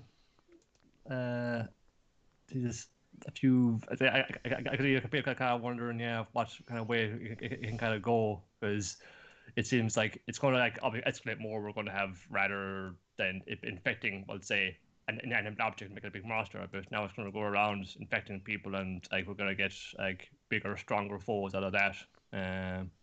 In the usual kind of pretty good way. It's something born maybe of your darkest fears or impulses, but in a virus form or whatever like that. But it is maybe straying away from the point of it's important to kind of take care of yourself and eat right and exercise and go to the doctor regularly and manage your condition. But what if that condition is just magical germ? Doesn't really have the same impact then, when it's just well, you could eat right, exercise, and get checked up, and don't smoke or do drugs, but that won't matter if you can just wave a magic wand, and then you can just magic your condition, your illness away from you. I mean, that's not against a 1-for-1 for reality. You can exercise and eat right and shit, but there might be a global pandemic, and you just might need to fucking not interact with humans. Yeah, I think people were hoping that the original illness was a real illness, and now it's been waved away by saying it's a magic one. It is. It takes away a little bit of her story herself, or that informed who she was, and she thinks in her mind she got better because there were so many people who minded after her and watched off her, and it was a slow process. It was a painful process, physically and emotionally, but she got through it with the help of her parents, with the help of the doctors and nurses and other staff and all of her friends who helped her get about it. But it just kind of went away one day, and now you got to kick that germ's ass forever. And the other thing which people had issue with was the idea of the story having this girl give birth to monsters repeatedly within an episode. Giving birth to this monster, turns out you also gave birth to that monster. Yeah, because it's going to happen now as well. That's it's going to happen to each of the Pretty Cure gang now, and it's going to be something that's a perfection of themselves. They got to fight now as well. It probably was a better way to escalate the threat if you wanted to have some way to make the move on from the large giant monster enemies to the more like the sentient, like human-sized ones, so you could have more interesting fights. And it was like, some pretty cool fight going on there. The little version of Daruizen, he's like really supple and bendy because he's got like, his young body, his bones haven't joined together yet, so he's like kind of like he's got like, really like rubbery, noodly limbs. He's actually just kind of throwing big slaps instead of punches. It's kind of like his arms are like whips instead. That was pretty cool. But again, maybe the mechanism that could have arrived to add to justify that kind of action, that change in it as well could have been a little bit better, because it's taken away like some of the it's undermining the theme, the kind of the message of the entire series a little bit by doing it that way around. But from the looks of things, at least like the case you're going to be going out and just kind of jogging around anyway and exercising. If a brush with deaths can do that to you, you want to take care of yourself. But again, what's the point if all you got to do is just turn into a pretty cool and die quick your illness away? Like it's meant to be like you metaphorically do that. You don't literally do that. Yeah, it's the I hadn't until I saw people discussing this, because people like, I think people were assuming it's a man putting his fetishes in it, but no, the head writer's can't remember her name now, but she's the same head writer who was on the two Sentai shows I really did not get along with of recent years. The one with the animal men and the one with the thief rangers versus the police rangers. Don't think either of them really the script's faults though in either time. It was both of them felt like shows where not much money had been spent on them. But yeah, she's mainly out of live action stuff is where she's from. She also did a bunch of episodes on Akiba Ranger. Yeah, Junko Komura. What else has he done? Anything? Did the Hokuto Precure movie and did a little bit of Kira Precure. But yeah, mostly Sentai stuff. It's nice to have some more dynamic action sequences, but I'm not sure that if there's a trade-off in the actual emotion and sentiment of the thing, it was worth it. But they might be able to correct it. Well, keep an eye on and see if it does. Big development, certainly. Big week for all pretty clear here. Yeah, interesting enough, they went the opposite direction. But I guess they in Kira Major this week they brought back two characters from Geki Ranger. The two of the supporting cast. So Geki Ranger had like in the background this sports company, and they revealed that it had been put in the earlier episodes in her sports equipment, but the Green Ranger, who's the athlete, she gets all her equipment from the same company from Geki Ranger, and they brought the two characters back from it. But they also had Michiko Yokotei, the head writer of Geki Ranger, brought in to write the episode as well. So it was like, because sometimes all these things take place in the same universe, sometimes they don't. But in this case, I guess they all took place in the same universe. But yes, talking of shows where people are accused of putting their fetishes in, the new character in Kira Major definitely feels a bit like that. But the evil villainess character who's constantly licking her lips and whipping monsters, action, yes. But her transformation device looks a lot like a toy, so I assume she's going to become a good guy at some point down the line. It's like none of the other monsters have devices which look like toys. It's like, what kind of toy? A normal transformation toy. A normal transformation toy. So I assume she'll be like the Purple Ranger at some point. Because she's learning human feelings, you see. So I guess that will be how eventually she turns. Yeah, so as a brief Kira Major update, I am still checking in because it is quite well made. Next up, though, more Toei stuff, and we're talking One Piece, episode 945, A Grudge Over Red Bean Soup. Luffy gets into a desperate situation, which I believe we spend the entire episode in one location with one fight. In the prison, obviously. Yes. It'd be weird if that was the title and we never went to Udon. As basically, Lin she wants that soup and she's not going to let her dinosaur get in the way. And in the process of trying to get this soup, rescues Kid and Killer, but also almost kills Luffy and Hyogoro. But as they get flung from the arena, this is enough to make Luffy learn how to use Rio, because apparently he only learns in high-pressure situations. And so by the end of the episode, in order to make him fully learn how to use it, as they're running away from Big Mom, Hyogoro just stops stock still. It's basically like, well, this is the only way you're going to learn. Either she kills me or you rescue me using that new power. Bit bold, but let's see if it pays off for the old man. There's some other stuff with Raichu and Caribou. They're going to take out communications.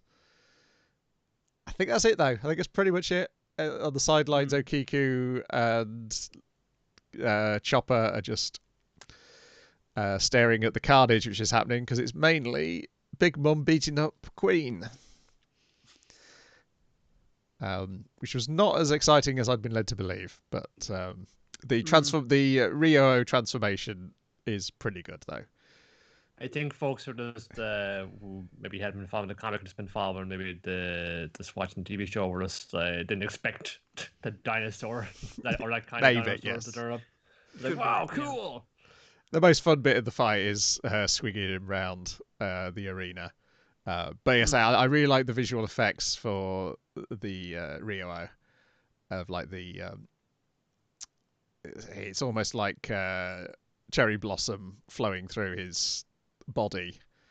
I think you see it in the opening. Yeah, and forming this sort of pink aura around his fists. And we get two different ways to show it. The second way is fantastic, because it's just drawn to look great. It barely looks like Luffy, but it looks fucking amazing. Of like the black and white drawing of Luffy and the arm covered in the petals. Yeah, that was good stuff. Probably won't watch it next week, because I think I've probably got enough stuff to watch outside of One Piece. Though maybe I will, because we're getting to one of my favourite scenes in the arc. But I suspect that might be 2 episodes time. They've got to get. You see the gift of it before you. Yeah, that's true. They've got. You'll see the highlight. Yeah. They've got to get your fella out of the jail cell as well. Karamatsu, is that his name? Jesus, Kawamatsu. Yeah, they haven't gotten him out yet. Yeah. Still sitting there watching the whole thing. Oh, much like we are. Yeah. And then finally, Moriaty the Patriot, episode 1, The Earl's Crime. So, we open with a kid being chastised for reading detective novels. And then we go and flash back to the real Moriarty. Where it's like, oh, see this like engraving you got in your copy of the book? See this old bastard right here, this old fucking haggard-looking motherfucker. This says that's not Moriarty I know. The Moriarty I know is this hot, sexy blonde dude and his 2 equally hot brothers who solve mysteries, but with a twist. With a twist. Solve mysteries for evil. Yes. But kind of for good. Yes, it's like... Well, I could use my great detective brain for solving crimes, or I could use it for committing crimes, and then I could use those crimes for class war. I mean, like, it comes out good in the end, I guess. I suspect once they introduce Sherlock and Watson and some of the other characters, they will get like a little bit more of the. I think it's I think it's like the seductive nature of his the reasons the brothers are doing these things. Yeah. But at the same time, it doesn't shy away from the brutalness, and of course they never do the things. I assume it's going to be. Oh, they always make other motherfuckers do it, seemingly. And I'm wondering, is it like, are they like, oh, we're helping this dude out, and it's like, okay, now you have that dude in your pocket. Yes, for and also other nefarious shit later. He's got connections. And also we've murdered a member of the nobility, which is also, I believe, the thing. That's thing ideal. They want to do. Yeah. Well, I suppose you can see how they would justify it in their own minds. Like, here was someone, someone they loved, their child was a victim of this brutal crime. Like, the authorities, are they're never going to bring this kind of justice, because somebody who's probably going to be like, it's going to escape the long arm of the law because based on where they are in society. So they might never see justice. They might never have that closure that they seek so desperately. So really, who wouldn't want something like this? And we, who are we to not, who we with the means to do so, not to grant it to this poor individual? And let what was it? Something like he had a line was like by the twisted laws of this society, this guy is allowed to exist, and it's just like, that's not right. I'm gonna fucking do something about that. Yeah, so we should say the opening is a child being murdered, and it turns out this is one of many children who've been murdered, and so Moriaty connects all the dots between the children and figures out where. He kind of goes to the brother. It's like, hey, check out all the victims. Check out their father's occupations. It's like, what's the common thread? Rich motherfuckers, obviously. Yes. And all also have businesses where it's usually a trade, so it could be having the son or child could be an apprentice in the shop.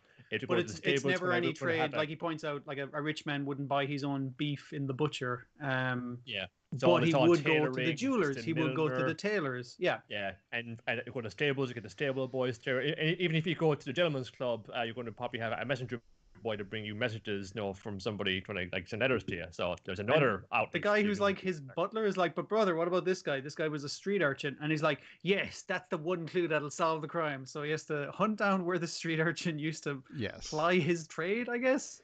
Yeah. Well, the butler is also his brother. It's just I guess both the youngest brother. He's got to do all the odd jobs. Yeah. But I mean, he's serving crepes and stuff. Actually, omelets, I think? I did look a bit into this. I'm really looking forward to the origin story. I don't really know what it is, but it just sounds so crazy and also so like a riff on JoJo's Bizarre Adventures opening story is like, okay, it's we'll get to it, but that's another thing. I mean, I really like this episode. It was a lot better than I was expecting, and then when I read it around what's the story about, I was like, oh, I really want to see this origin story of the three brothers, because that sounds fantastically bleak and dark, and this show is super dark. If it didn't open with a bunch of childs murdered, if you're not up for that, do not watch this fucking show. This is a very bleak view on humanity.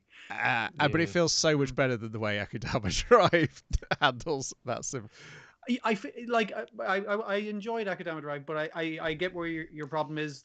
It's very fucking surface level cool. Yes. Yeah. Whereas this is you can see it's they're doing evil, but to the right fucking people. So you're kind of that's fucking tempting, and that's well done. And it's framed as such as our heroes are monsters. They're never not framed with their horrific fucking murder red eyes. It's just oh god, these people are up for bad shit. It's it is tempting as well, seeing as we exist very blatantly. Well, we always have, but it seems to be more fucking blatant in your face now that we never see the wicked get held to account for what they do, and they never face any consequences for their actions, and things only just get worse and worse and worse, and nothing can be done about it. They will be fined, but things still, they have infinite money, so a fine, you will do nothing to them, which is it should be fucking mandatory for sentencing for a lot of what they get up to, but they can pay their way out of it. So what's to be done? Well, you can't pay away out of a fucking grieving father skinning you alive.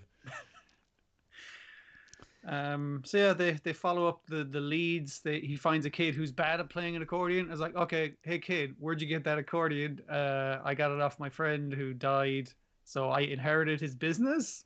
I'm still learning. I was like, oh, where used to fly his trade? And he kind of goes to the place. It's like, where would the rich people be? And it's like, rich building. Aha! Perfect view from that window. Gotta join that club. Hey brother, do you know anything about this club? Oh yeah, I got a few mates in that club. Cool. Get me an introduction. Yes. It's like, I need to stake out the place. Has that guy had that seat since the club was founded? No, but he tries to sit in there as often as possible. That's our suspect. Also, one of the fathers had said something about if he could get his hands on the guy who killed his son. And he's looking at his fucking his tailor's things of scissors and stuff. If I could just get my hands on him, and his eyes nearly glassing over. Yeah. Fucking terrifying shit. So that's, of course, we're going to have to start, eventually we'll have to be calling them William James Moriarty, Albert James Moriarty, and Louis James Moriarty, because they're all called Moriarty. Okay, so William's the main blonde guy. Yes. William's the one from the books. Yeah. I think Albert is the older one. The guy with I think he's green eyes, brown hair. Yeah, so he's a little different. And I don't know if he's going to be Louis or Louis. Is the probably Louis? Because they seem to be leaning French with the names. Is the one who's acting as William's butler, who looks very similar, and that's going to be confusing. Yeah, and then they capture it. They get him and because his coachman's working with the Earl in the murders. Yeah, he's scooping up the kids. Basically. And yeah, it's leave him to the tailor, and then we'll clean up afterwards. And if no, I do like the two things I really liked is him like going like, hey, I noticed that suit is from Thing, and I noticed that your little your ring is from this particular jeweler. And he's like, well, you're very perceptive. What are you, a detective? And it's like, no. Also, I can, but your wristwatch is from Thing and your thing is from Thing. And you like the blood of young hairs. And it's just like, Jesus Christ. I gotta go. Just absolutely fucking nails him to the wall. And then the callousness later when he's kind of man is like, there you go. There he is. Don't take too long. I've only got the one cigarette, so just standing outside going like do as the murder's fucking going. Screams behind him. And then we see him making the deal in between this time as well. And then the next day they're checking the papers and they're like, well, there's no report of anything which would send the town of London into uproar. What? Nothing about a lord and his coachman getting killed? Great. Almost like it was the perfect crime. Yes. A crime that is not where no one finds out anything about it. That's the best kind of crime. Mm-hmm. It's also kind of as well that these upper crust folks, they think they're all that, but there is also a lot of them, and they're all fucking jostling for position, for supremacy. But if you're not like top of the top and you fucking get disappeared one day, nobody might bat an eyelid about that either. Because they're just happy to step into that fucking ownership of stuff. So you're not as special or advanced or superior as you believe yourself to be. It's all just money. It's all just illusions. And the newspaper has English, and it's almost, I don't know whether they've just transcribed it badly or they've OCR'd it poorly. They've done a good job where the point where it's zoomed really far in on the paper, so you can't make out like a real fucking long sentence. But there's some characters are wrong and there's a year wrong, and which makes me think it might be an OCRing issue. Or they've copied. What they could have done, they could have copied it out of PDF. He says, speaking of knowledge from work, where you pick up characters which you can't see when you copy them out of a PDF. Yeah, you do have to check over for that, for sure. Yeah. Oh, but I mean, you just have to export and like I think at work it's a thing I've worked about kind of things that happen like during the night, kind of a daily night running a report, and when you gotta convert that to like a different file to email it, it just was some kind of forbidden arcane text, and you exported it when you copy it out there. It was like, where did this all come from? I shouldn't send this. I think I'm cursed now for even reading it. But whatever the article was, it was specific to the time period. It wasn't like lorem ipsum or just some random thing they've grabbed. I imagine they grabbed it from like you say, a contemporary article to make it look authentic to the setting. Yeah, hopped onto archive.org and grabbed something. I just copied it from that PDF. Yeah. It's cross-continental road race begins in the United States. First woman racer. This was a massively pleasant surprise. I mean, I watched it because I knew people were hyped for it, I think based on the comic. But actually, in terms of the production and the animation and the direction, it's the direction that brings it up. Really, it's pretty good. Nothing like spectacularly animated, just really nice framings and everything. Yeah. Yeah, I would always be hesitant a bit about going into Sherlock Holmes things because I still feel it's been a little bit from the well, it was poisoned a little bit for me with the BBC Sherlock and what's spun out of that. But maybe it's been long enough that someone else can have another go at this and do something. Also, this is a very different direction or angle. Well, I did see someone comment that it seems to be taking parts from both. It is influenced to a degree by the BBC one. of this Moriaty being a crime consulting criminal as opposed to a consulting detective. Because that's not in the novels. No. I think Moriarty never appeared in the novels. I don't think there were 3 of them either. There wasn't 3 of them. We don't know. But we will get other We'll get other supporting characters from the 2 Moriarty stories. Will be showing up. Okay. Fred Porlock and Sebastian Moran. He's a little henchman. Yes. Yes. Various associates and henchmen and informers, and I say Holmes and Watson is turning up. And I assume other characters will be throughout. I'm sure they'll all be incredibly attractive. It'll be kind of fun because Holmes isn't going to catch the Moriartys like any time, like early on anyway. So it'd be kind of fun to see the other side of that, where it's like they're kind of relishing in their victory over Holmes, so like just like kicking back with the cigars and brandy. It's like, we fucked that guy over. We think he's hot shit. He's just like all the rest. We want to do him over as well. That'd be fun. Yeah, it'll be interesting to see how they portray Holmes and Watson. I'm assuming it'll be similarly sympathetic to the Moriartys, just to get the friction against them. But we'll wait and see. There's 13 volumes of the comics. I assume we're probably only getting the first 6 or so. One would guess, if that.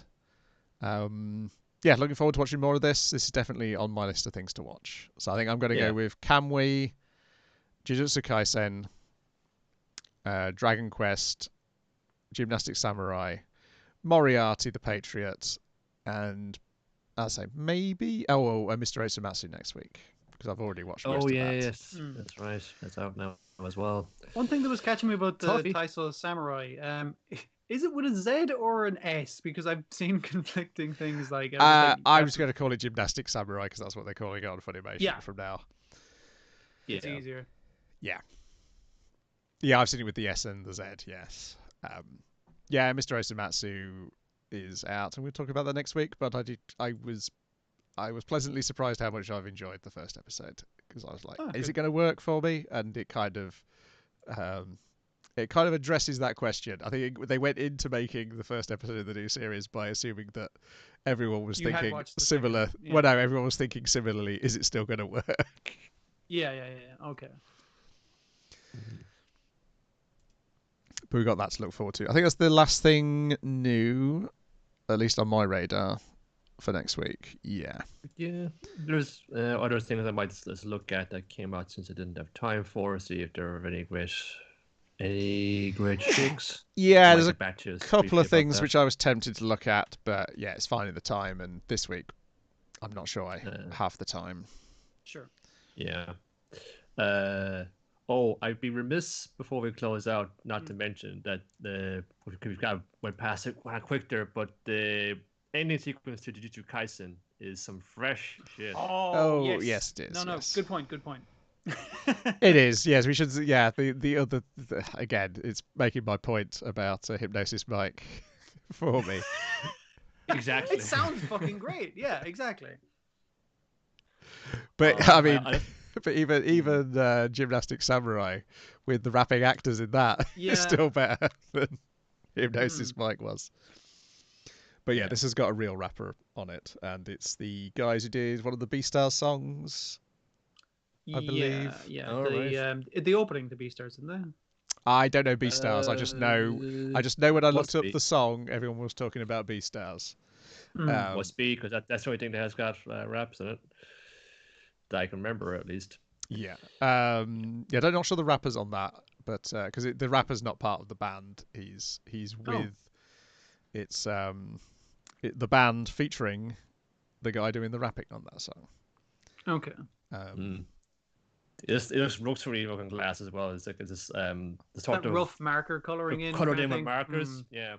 And as well as some of the fashions there, it feels very there's turn in the 90s or early 90s there. And it's a swagger as well. Like Yuji's coming out the door, he's got his foot in the moves on, his foot shimmy in the shoulders.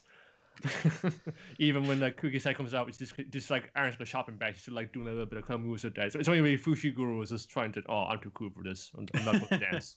Yeah. ALI is the band. Alien Liberty International.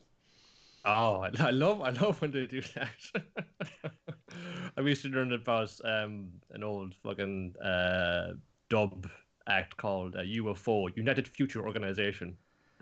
Yeah. Okay. That's kind of become one of my favorite naming conventions now. It's like, yeah, there's something that sounds the acronym you want, or changing an existing acronym to something to make it mean something else. Apparently, they were formed on the day of. Let's have a look at this thing on the J-Pop Wiki. Trivia. They were formed on the day of Muhammad Ali's death, hence the name. Okay. Funk, soul, jazz, Latin, they describe themselves as. Well, they're a stiff contender for ending songs to Olympia Kyklos anyway.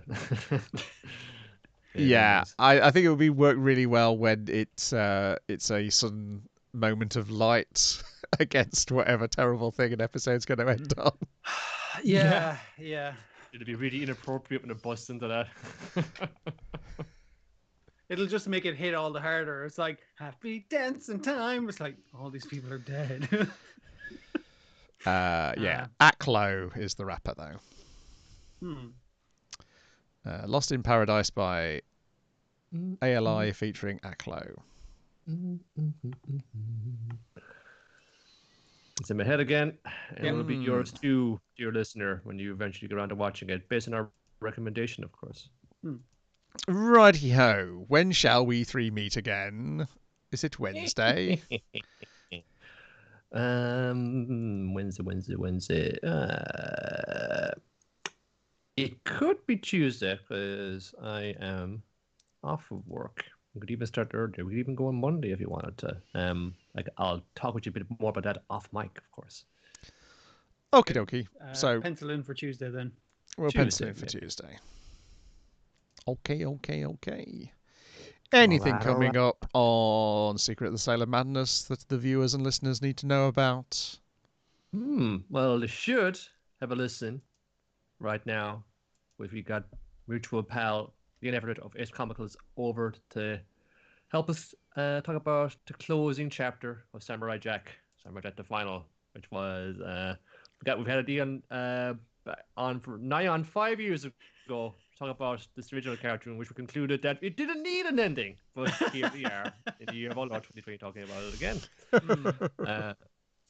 And plans are afoot to other mutual pal and co-host and so of another that Anthony Askew will be hopefully on hand to talk with us about Scooby-Doo on Zombie Island, which is kind of the revival of the franchise back in 1998. Seasonally appropriate, and if we got time, maybe one other thing, but we'll see how we go. But that's the plans as they are right now. Rightio, coming up this weekend, we've got an episode of The Anime They Didn't Make Us with me and Gary Hedges, where we'll be talking about Mechadoc. That's my pick. Oh, cool. And Armored Police Metal Jack. That's Gary's pick. That also sounds cool. I know that Mechadoc is cool, but that also sounds tantalizing. Yes, so you can find out just how cool they are on Sunday when I put that episode out. Otherwise, we'll be back here next week with more. Let's go. Goodbye. As he hurries around trying to find the window which has got YouTube in so he can end the podcast. You just plug the computer out. It's like, there we go. Run the magnet. There's the end stream button. Goodbye.